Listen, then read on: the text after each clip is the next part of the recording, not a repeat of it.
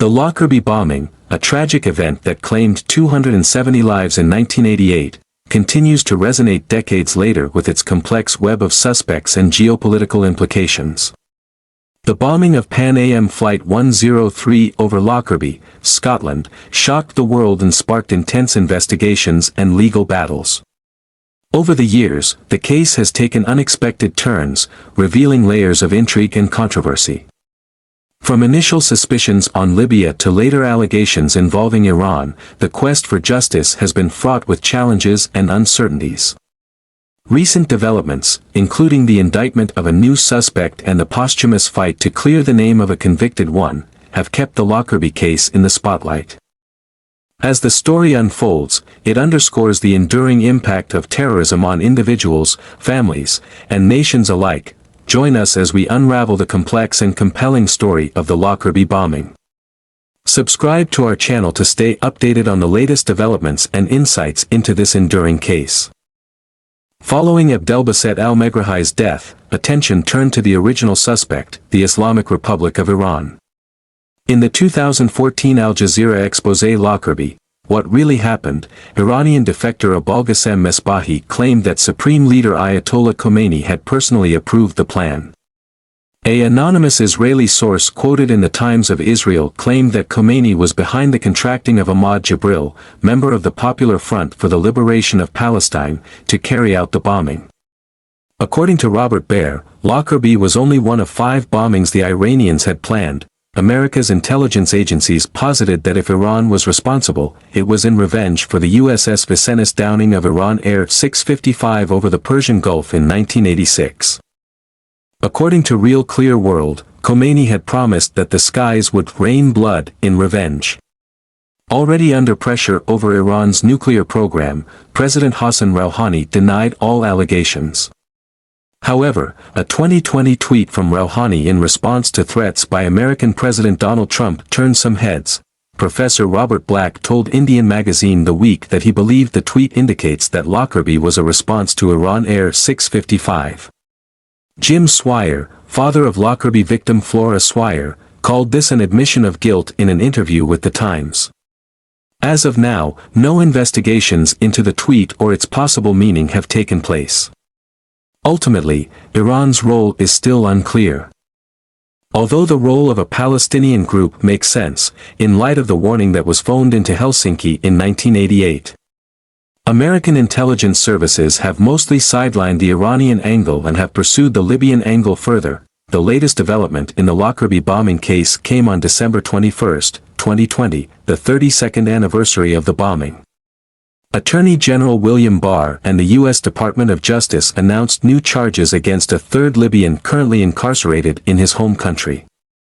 The DOJ identified the former senior Libyan intelligence official as Abu Ajila Masudi Khair al-Marimi, but no other information was provided at the time. The Lockerbie case has been filled with twists and turns. Even when it seemed like justice had been served, revelations emerged about how special interests and economic considerations had influenced the trials of the suspects.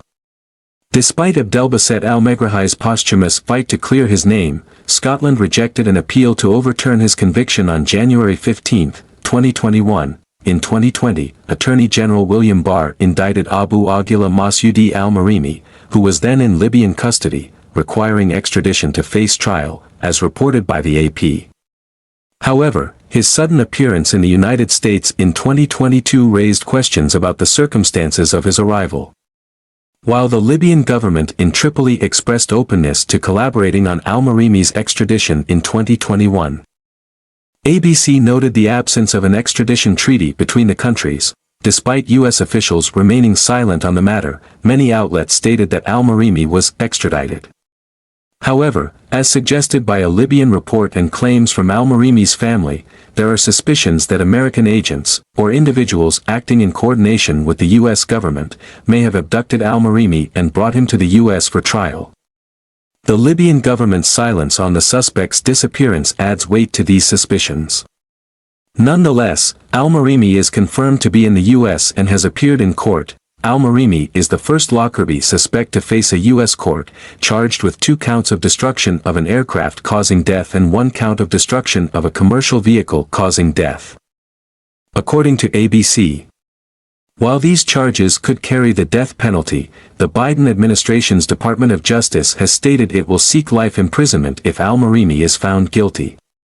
For the families of the Lockerbie victims, this trial offers a chance to finally achieve closure in a case that has lingered for over 30 years, with numerous suspects but no definitive conviction of those responsible. The Lockerbie bombing, a tragic event that occurred on December 21, 1988, claimed 270 lives and remains one of the deadliest terrorist attacks in history. Initially, suspicion fell on Libya, leading to sanctions and diplomatic isolation. In 2001, a Scottish court in the Netherlands convicted Abdelbasset al-Megrahi, a Libyan intelligence officer, for the bombing. However, doubts persisted about his guilt, with some suggesting Iran's involvement. The case took unexpected turns, including al-Megrahi's release on compassionate grounds in 2009 and subsequent death in 2012. In recent years, attention has shifted to new suspects, with Abu Aguila Masudi al-Marimi indicted in 2020 and appearing in U.S. court in 2022. The case continues to be a subject of controversy, with ongoing efforts to uncover the truth and bring all responsible parties to justice. The legacy of the Lockerbie bombing serves as a stark reminder of the enduring impact of terrorism on individuals, families, and nations. Explore the complex history of the Lockerbie bombing and stay updated on the latest developments by subscribing to our channel. Join us in uncovering the truth behind this tragic event and its lasting impact. As the deadlock persisted into 1997, international bodies offered to mediate, and the Arab League proposed a compromise. The extradited suspects could be tried in a neutral country outside the UK. With backing from South Africa and the Arab League, American Secretary of State Madeleine Albright and British Foreign Secretary Robin Cook presented Gaddafi with a proposal. The two accused would face trial in a Scottish court at Camp Zeist, a former NATO base in the Netherlands. If found guilty, they would serve their sentences in a British prison. Gaddafi agreed to the arrangement and extradited both men for trial. Proceedings commenced in May 2000. Layman Khalifa Fhimah, pictured above with Gaddafi, was acquitted. He was in Sweden at the time of the bombing and could not have been involved. Abdelbasset al-Megrahi's case was more complex. The pivotal evidence came from the man who allegedly sold the clothes found in the suitcase bomb. At al-Megrahi's trial, the key prosecution witness was Tony Gaussi, a Maltese national. Gaussi testified that he had sold the clothes to a man of Middle Eastern descent resembling al-Megrahi. However, he could not definitively match the man he had met in Malta with the defendant in court. According to American Radio Works, Gaussi could only state that a picture of al-Megrahi in a magazine resembled his customer. Despite this uncertainty, Gaussi's testimony led to al-Megrahi's conviction, and he was sentenced to life imprisonment in the UK. Subsequent evidence has raised significant doubts about his guilt. Abdelbasset al-Megrahi's conviction appeared to validate the accusations against Gaddafi. With the sanctions causing significant economic strain and impacting Libya's lucrative trade relationships with Europe, Gaddafi, as reported by the New York Times, announced that Libya would accept responsibility for the bombing and pay $3 billion to the victims' families. In exchange, the UN lifted the sanctions outlined in Resolution 748, allowing Libya to reintegrate into the international community, while Gaddafi's admission brought a sense of closure to the families of the victims. The Libyan leader privately maintained his denial of responsibility. Questions arose: had Gaddafi only accepted responsibility to have the sanctions lifted? Did special interests in Europe lobby for leniency despite Libya's involvement? The intricate web of special interests suggests that this narrative may hold some truth. Notably, certain factions within the British government had opposed the sanctions from the outset.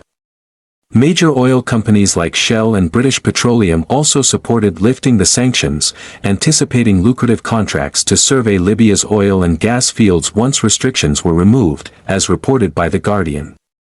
Shell secured its contract in 2005, while BP successfully negotiated a deal in 2007. Additionally, Italy, under Silvio Berlusconi's leadership, had economic interests that aligned with lifting the sanctions. The Wall Street Journal highlighted Italy's investments in Libyan oil and gas in 1999. CNN and the Malta Independent reported a more recent issue in 2004. Italy was grappling with a surge of undocumented economic migrants transiting through Libya, and Gaddafi's cooperation was sought to address the situation. Berlusconi reportedly lobbied U.S. President George W. Bush to restore full relations with Libya in exchange for Gaddafi's assistance in curbing migration. Following the lifting of sanctions on Libya, the fervor surrounding Gaddafi's involvement subsided somewhat. However, in 2009, the BBC reported that Abdelbasset al-Megrahi, diagnosed with cancer, had requested compassionate release to return home to Libya for his final months. This plea ignited a controversy in Britain, dividing those advocating for mercy from those advocating for him to remain in prison. Despite doctors estimating he had only 6 months to live, the court's decision to grant him clemency outraged the victims' families. Once again, it appeared that special interests played a role. BP, having secured a significant oil and gas deal in Libya, allegedly lobbied for al-Megrahi's transfer, as reported by Business Insider. Initially denying the claims, BP faced accusations of influencing the decision, which the company vigorously denied, according to NBC New York. Al-Megrahi's cancer diagnosis conveniently diverted attention from this angle, with John Ashton, his biographer, describing the diagnosis to The Guardian as a gift for the British government. However, beyond the influence of special interests, there was another factor behind al-Megrahi's release. New evidence suggesting a miscarriage of justice in his trial had emerged in 2008. Despite his conviction, al-Megrahi had consistently maintained his innocence. Academics like Professor Hans Kochler had publicly expressed doubts about the evidence, stating to the BBC in 2002 that it was largely circumstantial.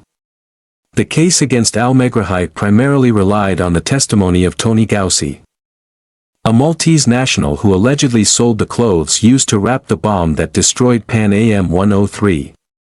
Fresh evidence eventually cast serious doubt on Gaussi's testimony. In 2008, the Herald published an 800-page report indicating discrepancies in the original testimony that could exonerate al-Megrahi. The report alleged that the prosecution had withheld evidence, such as records of Palestinian groups planning to bomb passenger airlines, which could have cleared the Libyan. Additionally, it was revealed that the CIA had paid Gaussi $2 million for his testimony, raising questions about the reliability of his identification, forming the basis of al-Megrahi's appeal. The trial's corruption and the suppression of crucial details suggest that al-Megrahi's claims of innocence may have been valid, although his innocence would not absolve Gaddafi.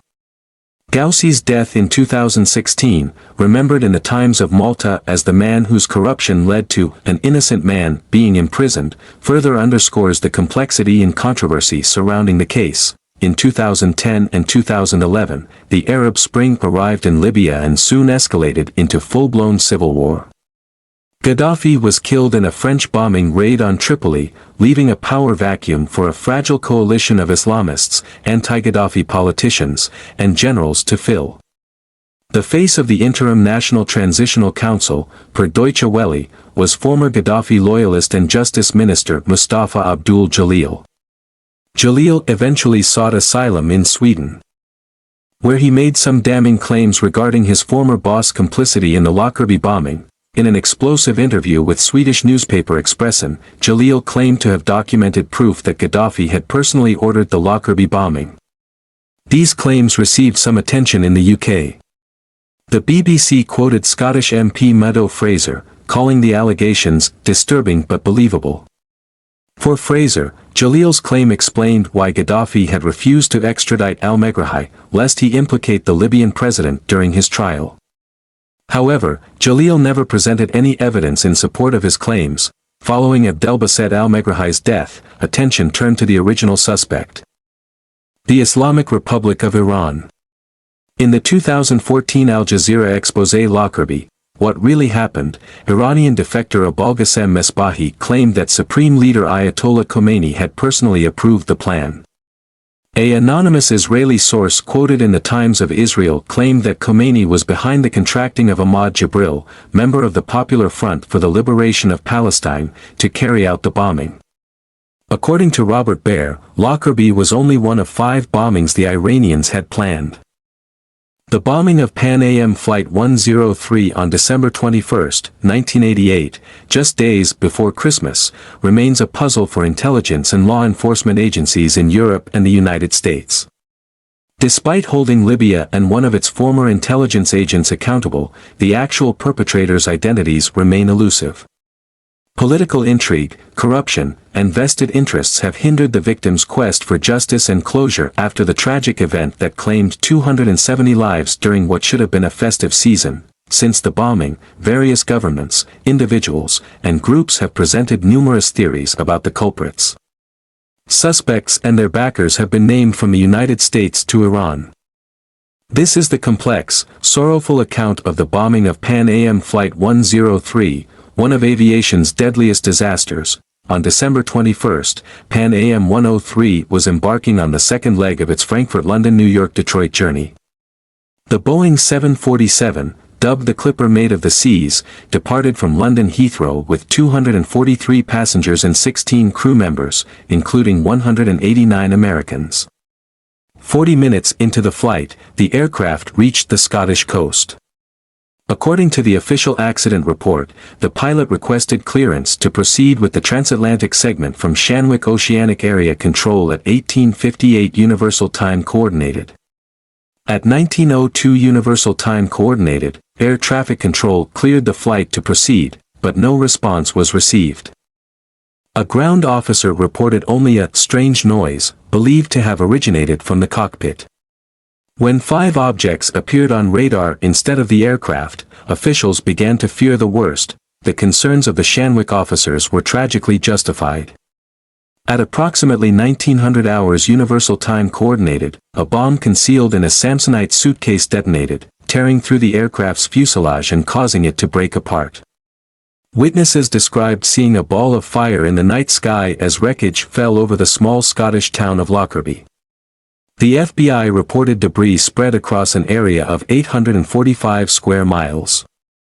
Soon after, teams from international intelligence agencies and security bureaus, including the FBI and CIA, arrived on the scene, searching for any remnants of the plane.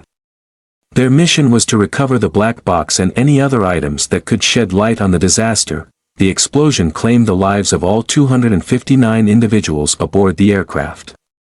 Some passengers likely perished instantly, but Dr. William Eckert from Wichita State University suggested to the Associated Press that approximately 148 passengers and the pilot might have survived the initial blast only to endure the horror of a 31,000-foot plunge to the ground. Many would have lost consciousness due to lack of oxygen but then regained it at altitudes between 15,000 and 10,000 feet. For these individuals, the prolonged descent must have been nightmarish. Some were discovered clutching crucifixes, indicating their expectation of death. Dr. Eckert's account was corroborated by pathologist Dr. Anthony Busuttil, who theorized to the AP that at least 2 passengers could have survived the impact. One of them was identified by a rescuer as Noelle Berti, a flight attendant who still had a pulse when found, though her injuries were so severe that even with medical intervention, she would not have survived. In addition to those on the plane, 11 individuals on the ground lost their lives. The aircraft's wings struck several houses on Sherwood Crescent in Lockerbie. 2 of the victims had their home obliterated, and their bodies were completely consumed by fire, never to be recovered. 21 houses were demolished, and many more required extensive repairs. According to the BBC, on the afternoon of December 21, Jaswant Bayuda was on his way to a new job in New York City. His family wanted to celebrate his success with a drink at a bar in Heathrow. Bayuda rarely drank, but that day he had too much and lost track of time. Realizing he was late, a tipsy Bayuda hurried to gate 14, but the plane was already taxiing to the runway. Despite his pleas, the Pan Am ground crew refused to call the plane back. After spending 2 hours sobering up in the waiting area, Bayuda was approached by 2 police officers who questioned why he had missed the flight. Unaware of the bombing, Basuta's convenient absence raised suspicion. Authorities released him once it was clear he had missed the flight accidentally. Another survivor, Kim Wickham, told the Daily Record that she was en route to New York to spend Christmas with her family. However, she changed her flight at the last minute and spent the holiday with friends in Germany instead, much to her family's dismay. Sex Pistols' John Lydon and his wife Nora told The Guardian they had also missed the flight because Nora hadn't finished packing on time. Prior to the bombing, intelligence agencies had received some warnings that led them to identify potential suspects. The Washington Post reported that an anonymous caller had phoned a threat to the U.S. Embassy in Helsinki on December 5. The caller claimed that a Finnish woman would unwittingly carry a bomb onto a U.S.-bound Pan Am flight from Frankfurt within 2 weeks. The caller also provided 2 names associated with the Palestinian Abu Nidal militia. Despite pointing to Middle Eastern terror groups, this information was dismissed. Within hours of the bombing, the CIA had identified 4 potential suspects. A CIA memo dated December 22, 1988, mentioned anonymous claims implicating the Iranian Revolutionary Guard, Israel's Mossad, the Lebanese militia Islamic Jihad, and the Northern Irish Loyalist Ulster Defence Force. The CIA believed that Iran was behind the bombing as retaliation for the destruction of Iran Air 655 over the Persian Gulf. French and British intelligence, however, suspected Libyan involvement, pointing to President Muammar Gaddafi's support for the 1986 West Berlin nightclub bombing in his ongoing feud with the United States. American investigators uncovered supporting evidence amidst the Lockerbie wreckage. According to Christopher Joyner and Wayne Rothbaum, investigators found a microchip from the bomb that matched the type used in 3 flights bombings over Chad, Togo, and Niger between 1984 and 1989. Additionally, Senegal arrested 2 Libyan men with Semtex explosives that matched the Lockerbie bomb fragments, further directing the investigation towards Libya, following French intelligence leads. British intelligence identified 2 Libyans, Abdelbasset al-Megrahi and Layman Khalifa Fhimah, as persons of interest. Both men were linked to Libyan intelligence, suggesting ties to Gaddafi. However, their involvement could not be confirmed until a trial took place. The UK, with US support, requested the extradition of the 2 men for trial in either the UK or the US. Gaddafi refused, citing the Montreal Convention's aut de dire aut judicaire, either give or judge, principle, which allowed Libya to try terror suspects on its own soil. In response, the United States pushed for UN Security Council Resolution 748, imposing sanctions on Libya's aviation industry, military, and high-ranking government officials until Gaddafi renounced support for terrorism. Resolution 748 led to almost $20 billion in economic losses for Libya, according to the Peterson Institute for International Economics. However, the sanctions did not achieve the desired effect. In Europe, British government agencies opposed the sanctions, hoping other UNSC members would veto the resolution. The Times of Israel reported that the British Department for Trade and Industry was particularly concerned about the economic impact on British exports to Libya. The Arab League also refused to enforce the sanctions, providing Libya with ways to circumvent them. In 1997, South African President Nelson Mandela even visited Libya in violation of the sanctions, showing that Gaddafi had found support in unexpected places. As a result, the quest for justice seemed to have hit a roadblock.